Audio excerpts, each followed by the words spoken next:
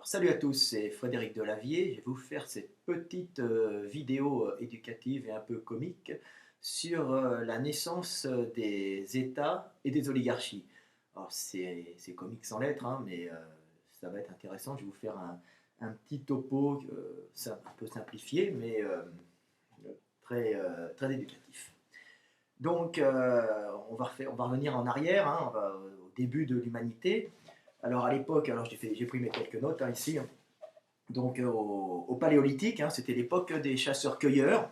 Donc, à l'époque des chasseurs-cueilleurs, on vivait, entre guillemets, en harmonie hein, avec la nature, c'est-à-dire que les hommes, alors surtout au nord, hein, je vais parler de l'Europe hein, essentiellement, vivaient sur un territoire de chasse immense en général, hein, donc un climat plutôt froid, pré-toundra, voire forêt de feuillus, conifères, de vastes territoires de chasse, où ils chassaient, ils étaient plus ou moins sédentaires, mais chassaient sur de grands territoires. Quand il n'y avait plus de gibier, ben, ils passaient ailleurs. Pendant ces déplacements, ils rencontraient d'autres chasseurs. Donc là, il y avait des échanges, on échangeait les femmes. Hein. C'est pas les hommes qui passaient d'une tribu à l'autre parce que les hommes on n'en veut pas en général parce qu'ils baisent les filles, donc on échange les filles, donc ça en fait de la diversité génétique. Donc voilà comment ça se passe. Puis un homme c'est de la concurrence hein, et une fille c'est toujours un ventre à prendre. Donc ça se passait dans une certaine harmonie. Il n'y avait pas de guerre entre tribus. Alors donc ça se passait au paléolithique hein, européen. Donc ça a dû commencer avec Néandertal et près même avant. Hein. Donc il y a 800 000 ans, 400 000 ans après en Europe. Donc les premiers sapiens sont arrivés après, bien après. Mais bon, tout ça s'est mélangé après. Hein. On en revient avec les dernières recherches en génétique. Donc là, il y avait une espèce de vie en harmonie sur de grands territoires de chasse avec peu d'individus hein, sur ce grand territoire. Car la calorie était quand même difficile à prendre. Hein. Il y en avait, mais c'était des du gros gibier à chasser en général. Donc on cueillait, les femmes cueillaient, les hommes allaient à la chasse, rapportaient la nourriture. On ramassait quelques tubercules, quelques fruits. Bon, l'hiver c'était très dur, c'était essentiellement de la nourriture carnée, de la graisse, tout ça, animale. Et donc ça se passait comme ça. Vers moins 10 000, moins 9 000 ans, il y a eu la révolution néolithique. Hein. Donc ça a été les premiers agriculteurs. Donc ça c'est arrivé avec des progrès techniques comme le progrès de la poterie. Hein. La poterie, ça a permis de stocker des graines. Donc en stockant des graines, on pouvait prendre des graines et puis les replanter tous les ans à l'abri de l'humidité. Hein. Hop, et les garder, les planter, conserver de la nourriture, en plus dans des poteries. Donc conserver tout ça. On a commencé aussi à élever des animaux sauvages, hein, donc les parquer, les conserver. Donc les hommes se sont plus ou moins sédentarisés. Donc ça a été un changement radical dans la vie des groupes humains. Hein.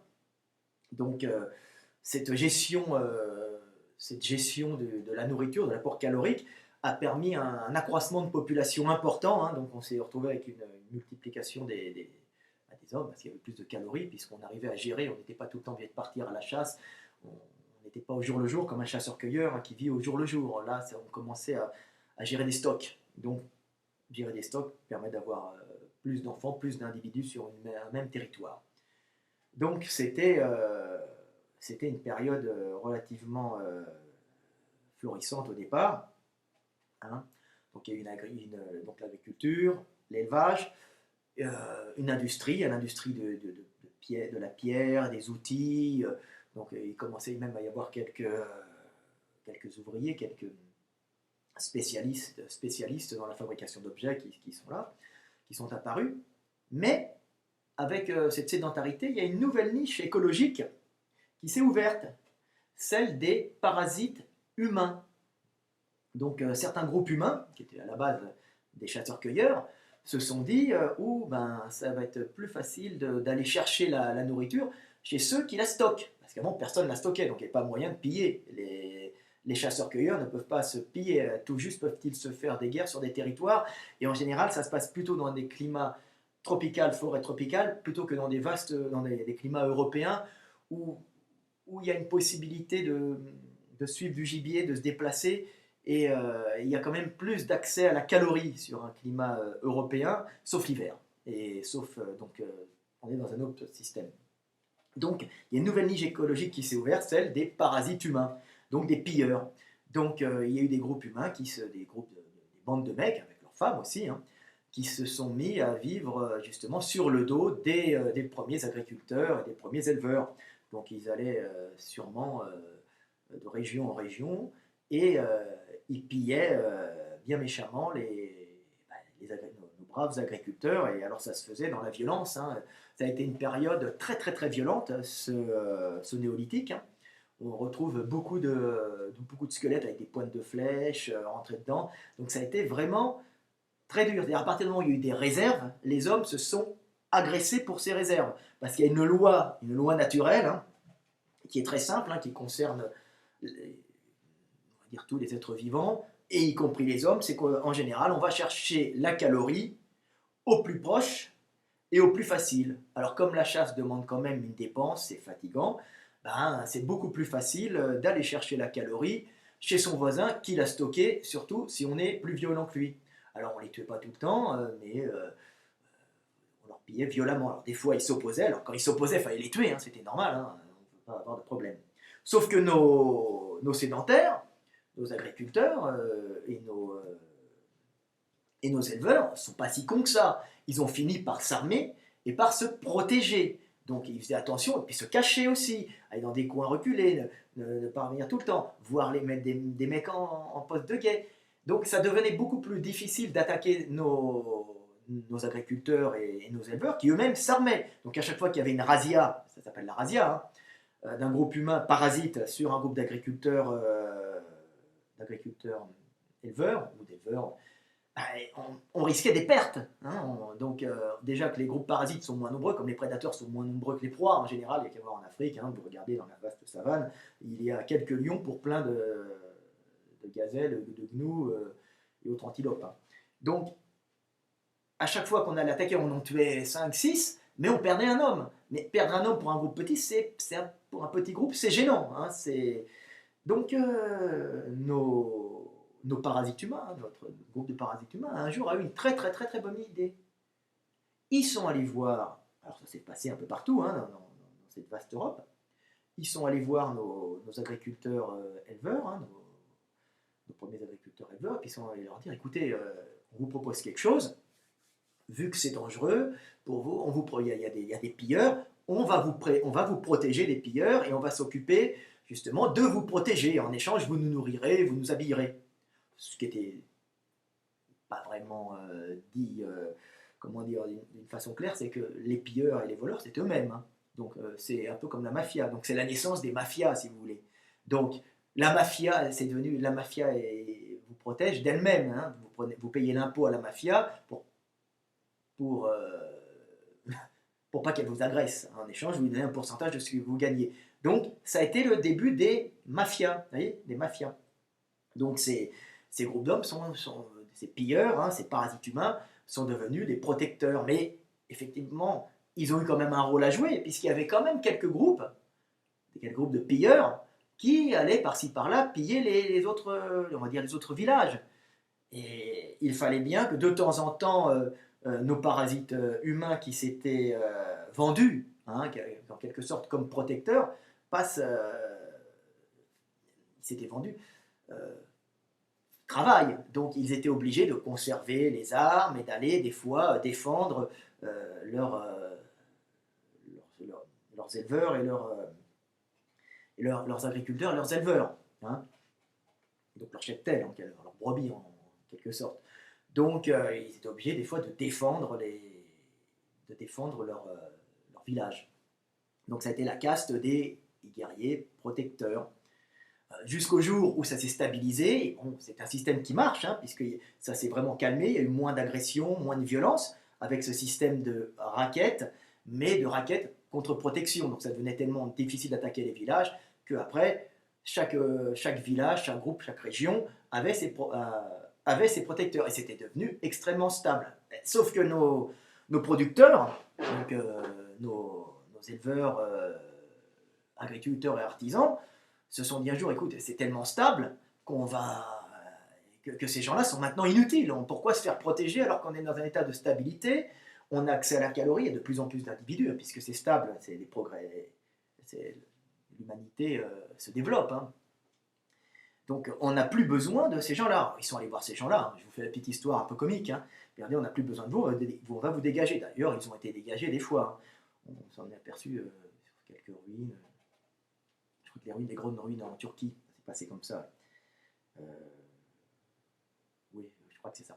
Donc, ils sont allés les voir, ils ont dit, écoutez, vous ne servez plus à rien, on n'a plus besoin de vous, pourquoi vous resterez là? Et à ce moment-là, grande intelligente, parce que Dieu l'a voulu. Et c'est comme ça que sont nées les noblesses. Quand il n'y a plus à défendre, il faut bien trouver une raison d'être nourri, logé, quand il n'y a plus de guerre à faire. Et la raison, c'est quoi? C'est parce que Dieu l'a voulu. Donc, nous sommes de sang noble. Vous voyez, la noblesse. Et c'est le début des premiers royaumes, on va dire, hein, des premiers États avec on va dire, une noblesse dirigeante. Voilà.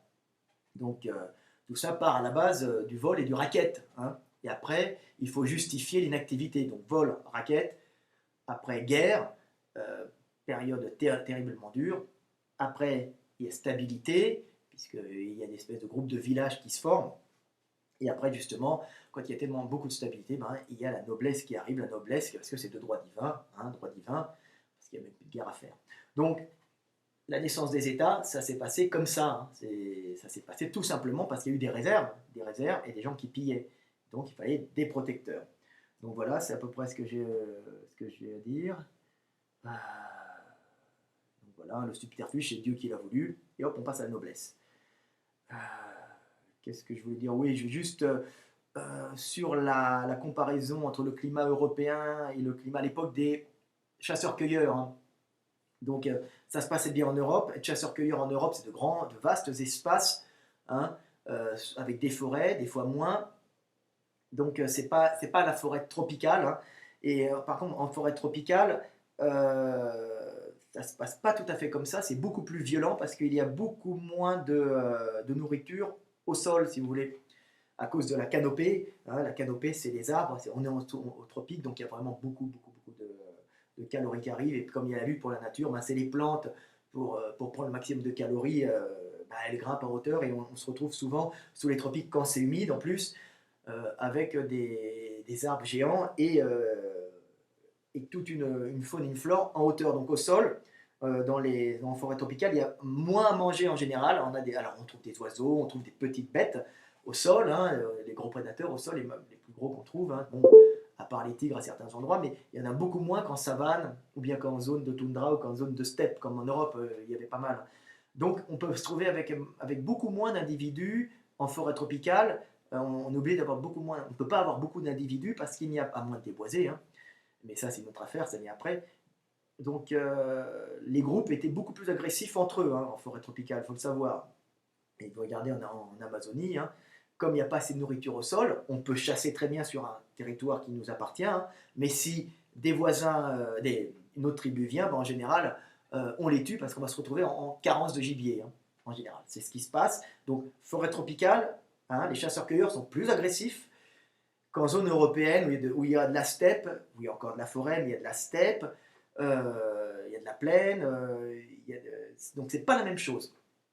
Donc en Europe, c'était beaucoup plus stable quand on était chasseurs-cueilleurs. Donc voilà, c'était juste pour faire un peu la différence. Donc, les peuples de forêt en général sont plus agressifs que les peuples de plaine. Hein, vous regardez les Papous.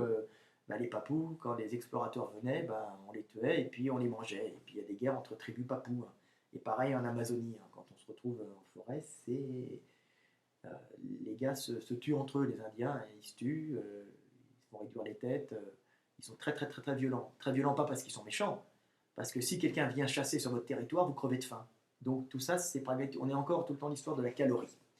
Donc voilà, c'était une petite vidéo comique pour vous expliquer l'histoire des États, et puis pour expliquer que ça commençait avec le racket. Hein. Donc le racket, le vol, les parasites humains. Les mecs ont eu la bonne idée de venir et dire écoutez, on vous protège de nous-mêmes. Hein. Et puis après, comme il y avait une perte de stabilité, les mecs leur ont dit, bah non, nous, on n'a plus besoin de vous, dégagez, et pourquoi vous êtes là? Bah, c'est Dieu qui l'a voulu. Voilà, salut à tous, c'était Fred Delavier, à bientôt, j'espère que la vidéo vous a plu. Salut!